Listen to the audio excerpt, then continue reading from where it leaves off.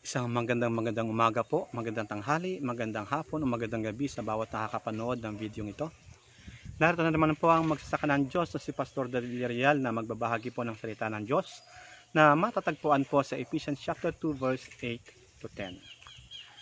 Ang sabi po ng salita ng Diyos, "It is by grace you have been saved through faith, and this is not from yourselves, it is the gift of God, not by works so that no one can boast. For we are God's workmanship, created in Christ Jesus to do good works, which God prepared in advance for us to do."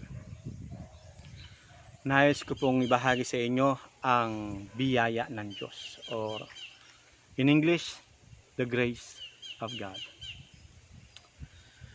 Marami pong turo ngayon about grace at ang mga gawa ng kaaway ay tinitwist ang grace ng Diyos. Bago po tayo magpalawig sa ating pag-aaral, let's define the word grace. What is grace? Grace, according to dictionary, it says that grace is unmerited divine assistance given to human. Another thing, grace is a virtue coming from God. At ang pangatlong meaning o kahulugan ng biyaya o ng grace ay alam ng maraming mga mananampalataya ngayon. Grace is unmerited favor from God. Pag sinabi raw unmerited, wala kang ginawa, you don't deserve it, ibinigay ng Diyos sa iyo. May mga maling katuruan po na lumalabas ngayon about grace.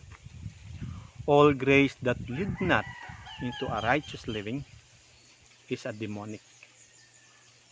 All grace that lead not into the love of God is demonic. Bakit nagkakaroon ng twisting ng grace? Kasi nga po, umi-stop sila sa pagbasa. Okay, basahin ko po muli. Ephesians 2 verse 8. "It is by grace you have been saved through faith. And this is not from yourselves. It is the gift of God." Una daw, ang biyaya at ang kaligtasan ay makikita lang matatagpuan sa pananampalataya. Dahil sa awa ng Diyos, naligtas ka. 9, ang sabi doon, "Not by works so that no one can boast." Dito humihinto ang mga karamihan, lalo pa ang turo ng kaaway, no? Not by works so that no one can boast. Actually, totoo naman ito na hindi sa pamamagitan ng mga gawa nating mabuti o gawang masama o kahit anong ginawa, maliligtas ka. It is only by grace of God. Ang mali po dito ay nagko-concentrate ang tao o yung mga nagtuturo ng maling grace dun sa not by works so that no one can boast. Pag naligtas ka na, tinanggap mo na ang biyaya ng Diyos, huwag kang huminto. Dahil the right grace, the divine grace that comes from above will lead you to do good works. Actually, kapag wala pa tayo sa Panginoon, kahit na anong gawin mo, hindi recorded sa langit yan. Kaya hindi ka pa maliligtas. Pero pag tinanggap mo na si Jesus, yung biyaya na ibinigay sa iyo, tinanggap mo, it will lead you to a better life. It will lead you to a holiness, to a transformation. Pero kung hindi ka nagtatransform, hindi mo pa tinatanggap ang grace. It's only in the mind. Pag tinanggap mo ang biyaya ng Diyos, it should be in the heart. Pag tinanggap mo ang biyaya ng Diyos sa puso mo, pakikilusin ka ng pag-ibig para gumawa ng mga bagay-bagay sa Diyos. Kasi hindi mo kayang gawin yan kapag wala si Jesus. Kaya nga sabi ni Paul, it is no longer I who lives, but Christ lives in me. Dahil sa pananampalataya ni Paul, naligtas siya. At dahil sa pananampalataya ni Paul kay Jesus, si Jesus ay tumira kay Paul. Kaya nga, kumikilos na si Paul ngayon. Hindi lang sa biyaya ng Diyos, kundi sa pag-ibig ng Diyos. Isa pa sa maling turo ng kaaway sa grace, they give more emphasis about grace rather than love. Lagi nilang pinapalaki ang hindi dapat malaki. Pinapaliit yung dapat ay hindi maliit. Example, this is grace and this is love. This grace is a part of love.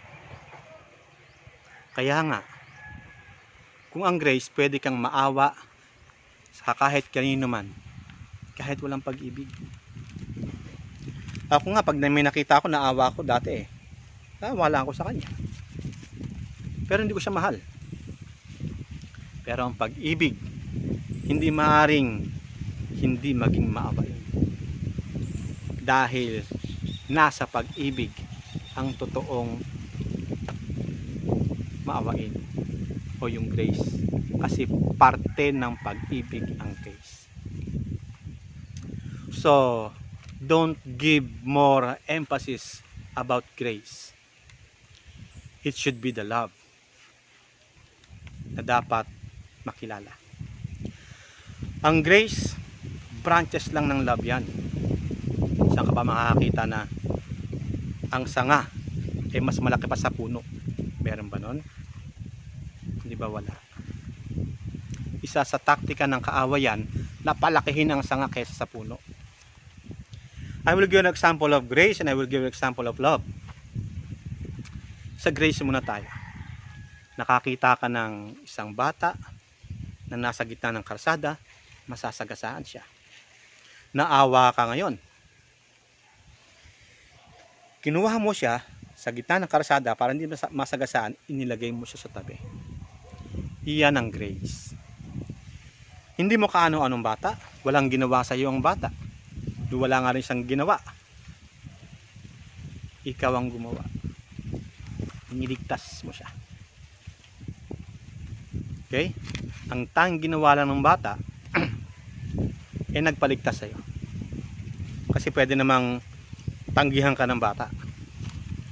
Pero dahil sa awa mo at dahil alam niya masasagasaan din siya, wala siyang kakayahan ng parang iligtas ng kanyang sarili, sumama siya sa iyo. Nailigtas mo siya dahil sa iyong awa. Yan ang grace. Kagaya sa atin, naligtas tayo kasi hindi natin kaya iligtas ang ating sarili dahil sa biyaya ng Diyos. But don't stop there. This is just the example of love o yung pag-ibig. Nakita mo ang bata sa gitna ng kalsada, masasagasaan siya, iniligtas mo siya, inilagay mo siya sa isang tabi. Pero hindi ka huminto, hindi mo lang siya inilagay sa isang tabi. Isinama mo siya sa bahay. Pinakain mo siya sa bahay ninyo. Dinamitan mo siya. Pinag-aral mo pa siya. Inampon mo na siya. Binigyan mo pa siya ng mamanahin sa mga ari-arian mo. Hindi na po grace yun. Pag-ibig na po iyon. Because love is greater than grace. Love is above all things. Okay? Nakita niyo po ang kaibahan ng grace at ng pag-ibig. Grace is a part of love. Kaya nga, kung ang grace na iyong pinapaniwalaan ay hindi magdadalayo sa pag-ibig ng Diyos, that is a demonic grace. Wala kang magiging pagbabago dyan. Pero ang grace na totoo na mula sa Diyos, dadaling ka sa pag-ibig, sa love relationship mo sa ating Ama. So that is the right grace. Kaya nga ang sabi nung Ephesians chapter 2 verse 10, for we are God's workmanship created in Christ Jesus. Dahil sa Panginoong Hesus nagawa tayo. Dahil sa Panginoong Hesus naligtas tayo. Ano yung purpose nun? To do good works which God prepared in advance for us to do. Hindi mo kayang gawin ang mga bagay na mabubuti not unless nasa iyo ang pag-ibig ng Diyos. So, mga kapatid, mga kapwa ko magsasaka, paalala lang po, I'm not against about the grace of God. I am against on a demonic twisting of the grace of God. Now, if your life is far from the love, hindi tamang grace yan. Pero kung ang buhay mo, if your life is full of love, then you are on the right grace of God. So, maraming pong salamat sa mga oras na ito na binigay niyo sa akin. Uulitin ko po, ang totoong biyaya at grasya ng Diyos ay dadaling ka sa puno. Walang iba kundi sa pag-ibig. Dadaling ka ng tamang biyaya ng Diyos, tamang grasya ng Diyos. The right grace of God will lead you into the love of God. And you will live the love of God. Kung hindi ka magiging maawain ka. Kung hindi ka mapagpatawad, magiging magpapatawad ka. Kung hindi ka mapagpakumbaba, magiging mapagpakumbaba ka. Kasi nga, ang grace ay ibinigay ng Diyos sa atin para dalhin niya tayo sa kanyang pag-ibig. Hindi para stop ka lang dyan. No. May purpose ang Diyos.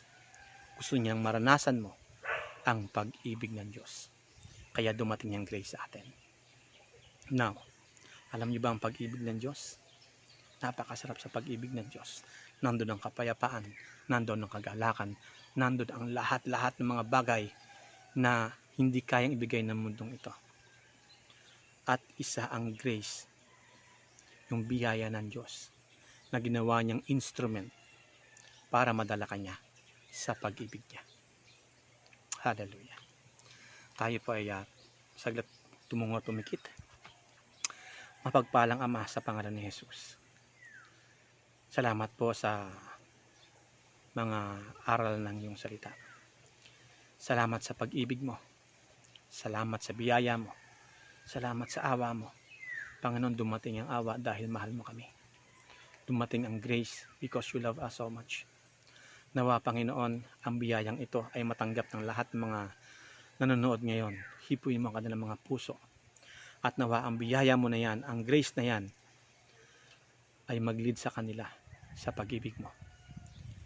Ama, iniiwan ko po sa kanilang mga puso ang pag-ibig. The love that passes all men's understanding. Ingatan niyo po sila sa pangalan ni Jesus. Amen. Okay po, maraming pong salamat at hindi pa po tapos ang ating quarantine. Ulitin ko, stay at home, stay safe, God bless.